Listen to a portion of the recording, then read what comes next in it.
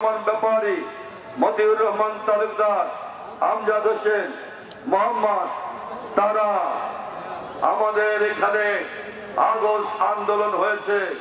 ছাত্ররা ঘর থেকে বেরিয়ে এসেছে, আমার মা বোনেরা ঘর থেকে বেরিয়ে এসেছে, ছাত্ররা আন্দোলন করেছে। আপনারা জানেন এইখানে সেই আন্দোলনে এখানে আব্দুল গনি নিহত হয়েছেন, খানখানাপুরে গনি নিহত হয়েছে।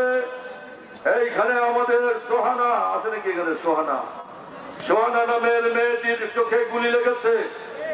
আমি তাকে ঢাকায় নিয়ে গেছি।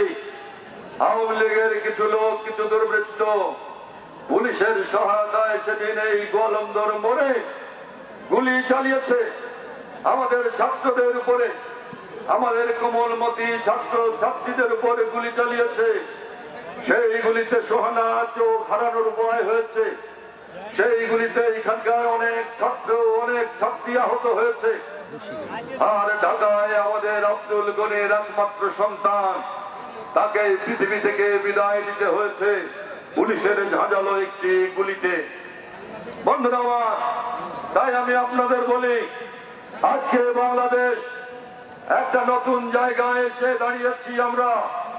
বেগম জিয়ার নেতৃত্বে, তারেক রহমানের নেতৃত্বে এই বাংলাদেশে দীর্ঘ 17 বছর যে লড়াই আমরা করেছি, সেই লড়াই করে আমরা 5ই আগস্ট যে ছাত্র গণঅভ্যুত্থান হয়েছে, সেই ছাত্র গণঅভ্যুত্থানের ভিতর দিয়ে শেখ হাসিনা কি হয়েছে? শেখ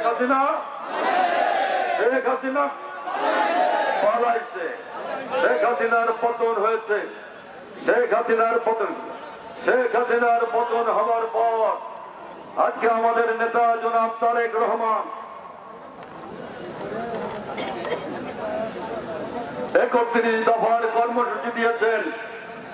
আমাদের নেতা আগামী দিনের প্রধানমন্ত্রী এই বাংলাদেশে সকাল 9টা-10টার সময় যে উজ্জ্বল সূর্য থাকে, তেমন একটা উজ্জ্বল নক্ষত্র বা উজ্জ্বল মানুষ তারেক রহমান 31 দফা দিয়েছেন।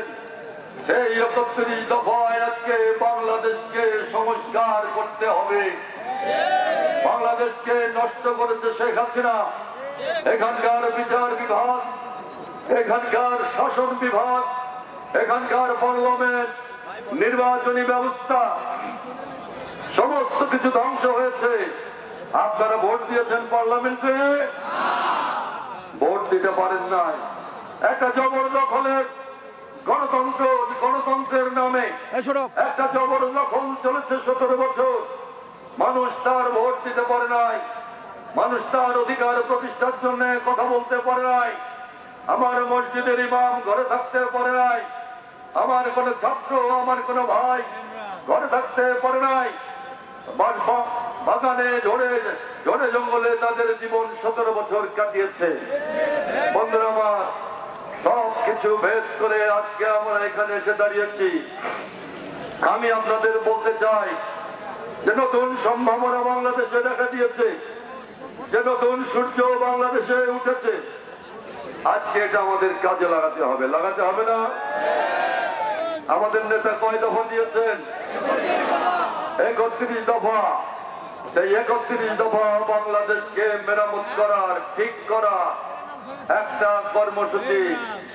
আমরা সকলে সেই 31 দফা বাস্তবায়ন করার জন্য রাজি আছি।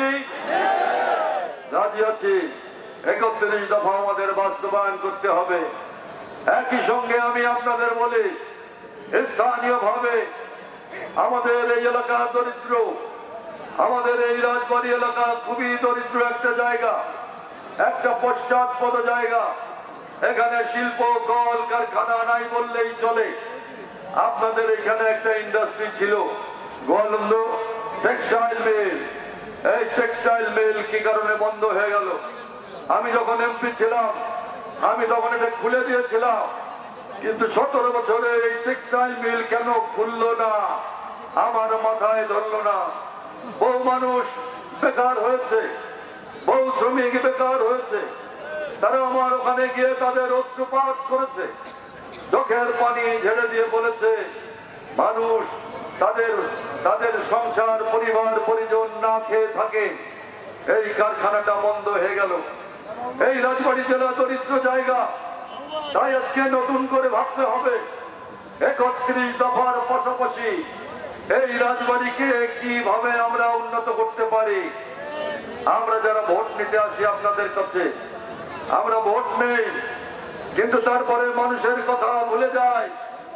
আমরা ভোট নেই, টাকা ছাড়া মানুষের চাকরি দিতে চাই না।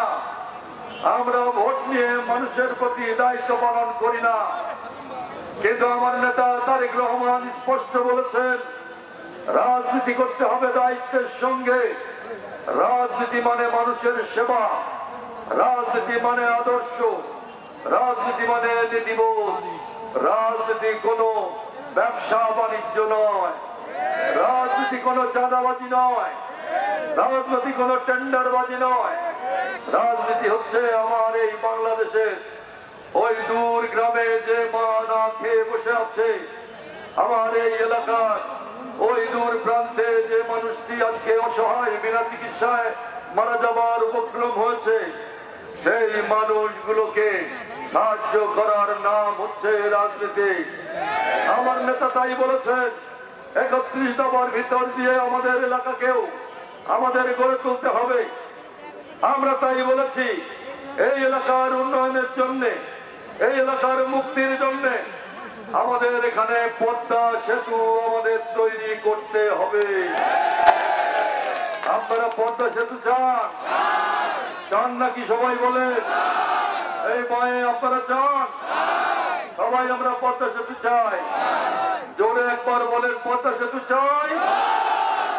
এই কথা আমি আমার নেতা জনাব ভারপ্রাপ্ত চেয়ারম্যান তারেক রহমান এই দৃশ্য দেখবেন।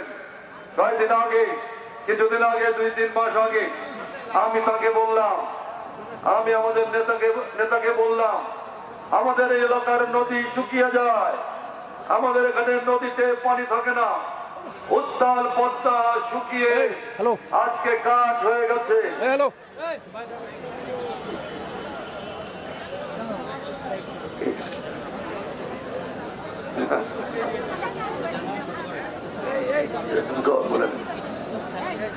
আমাদের উত্তাল পদ্মা শুকিয়ে গেল, শীতকালে পানি থাকে না, উত্তাল পদ্মা জ্বর হয়ে যায়।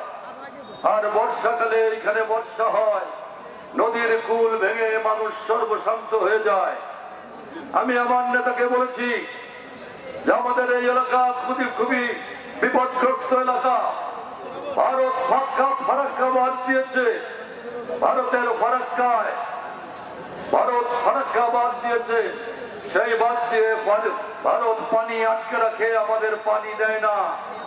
পানির অভাবে আমার ফসল হয় না, পানির অভাবে আমার এখানে খাল বিলে পানি থাকে না, পানির অভাবে আমার এখানে মাছের চাষ হয় না, পানির অভাবে নৌকো জাহাজ চলে না, পানির অভাবে এইখানে আমাদের আর্সেনিক হচ্ছে, পানির অভাবে আমাদের এইখানে ভূগর্ভস্থ পানি, মাটির নিচে যে পানি থাকে সেই লেয়ার নেমে যাচ্ছে, আমরা মরে যাচ্ছি। এই এলাকার মানুষ আর বেশি দিন নয়, আপনি এখন অপেক্ষা করে নাই কয়টা দিন, আপনি যান, আপনি খুলনা এলাকায় সমুদ্র থেকে লবণের পানি চলে আসছে, খাবার পানির সমস্যা দেখা দিয়েছে। সেখানে আর কয়টা দিন পরে এই রাজবাড়িতেও দেখবেন সমুদ্রের পানি চলে আসবে, লবণাক্ত পানি, খেতে পারবেন না, আপনার নদীতে মাছ থাকবে না, আপনার নদী শুকিয়ে কাঠ হয়ে যাচ্ছে। আমার নেতা বললেন, ঠিক, মানুষের পাশে দাঁড়ান, আপনি মানুষের কাছে দাঁড়ান। তাই আমরা ঢাকায় বসছি, সেমিনার করেছি, ঢাকার বড় বড় বিশেষজ্ঞদের ডাকলাম। সেইখানে অনেক বড় বড় বিশেষজ্ঞ, পানি বিশেষজ্ঞ, নদীর বাঁধ বিশেষজ্ঞ, মাটি বিশেষজ্ঞ, সবাইকে আমি আমন্ত্রণ জানিয়েছি। আমাদের নেতা যারা ফখরুল ইসলাম আলমগীর, আমাদের মহাসচিব, তিনি আমাদের সেই সেমিনারে ছিলেন, আপনারা দেখেছেন। সেই সেমিনারে আমরা বলেছি আমাদের এই ফারাক্কা আমাদের বিকল্প একটি বাঁধ রাজবাড়িতে হতে হবে। এখানে একটা বাঁধ যদি আমরা দিতে পারি, ওই ফারাক্কা দিয়ে যে পানি বর্ষাকালে আসবে আমরা আটকে রাখবো এবং সেই পানি দিয়ে আমরা এই এলাকার ফসল ফলাবো, মাছ চাষ করব, এই এলাকার শস্য শ্যামলা হবে। আমার নেতা বলেছেন করেন, এই আন্দোলনে আমি আছি। সেইটার নাম হচ্ছে কি? Padma barrage. Barrage, Padma barrage আমরা চাই। জোরে বলেন চাই। শোনেন, জোরে বলতে হবে। লন্ডন থেকে আমার নেতা শুনবেন নিশ্চয়ই আপনাদের এই আওয়াজ। পদ্মা ব্যারেজ আমরা চাই সবাই। আর একবার পদ্মা ব্যারেজ আমরা চাই সবাই। এবার পদ্মা ব্রিজ, পদ্মা ব্রিজ, পদ্মা সেতু আমরা চাই। আমার নেতা শুনবেন লন্ডন থেকে, পদ্মা সেতু চাই। আগামী দিনের প্রধানমন্ত্রী আমাদের জনাব তারেক রহমান আপনাদের এই কণ্ঠ শুনবেন, তিনি জানবেন। আমি তাই বলি, উনি জানেন আমাদের অনুভূতি কি। এর বাইরেও আমাদের এখানে অনেক কাজ করতে হবে। আমরা একটা বিশ্ববিদ্যালয় চেয়েছি, একটা ইউনিভার্সিটি। একটা ইউনিভার্সিটি আপনারা চান? আমাদের ছেলে মেয়েরা আহা কি কষ্ট করে ঢাকায় যায়, রাজশাহী যায়, খুলনায় যায়, যায় না? আমি দেখি ফার্ম গেটে কি কষ্ট করে ছেলে মেয়েরা থাকে। এখানে যদি একটা বিশ্ববিদ্যালয় হয়, আমাদের ছেলে মেয়েরা এখানে লেখাপড়া করতে পারবে, পারবে না? আমি আমার নেত্রী বেগম খালেদা জিয়াকে এখানে যখন আমরা এনেছিলাম, দেশনেত্রী বেগম খালেদা জিয়া আমাদের মমতাময়ী মা, তিনি বলেছিলেন রাজবাড়িতে একটা বিশ্ববিদ্যালয় হবে। আজকে আবার নতুন করে আমি আপনাদের বলতে চাই, একটা আওয়াজ করে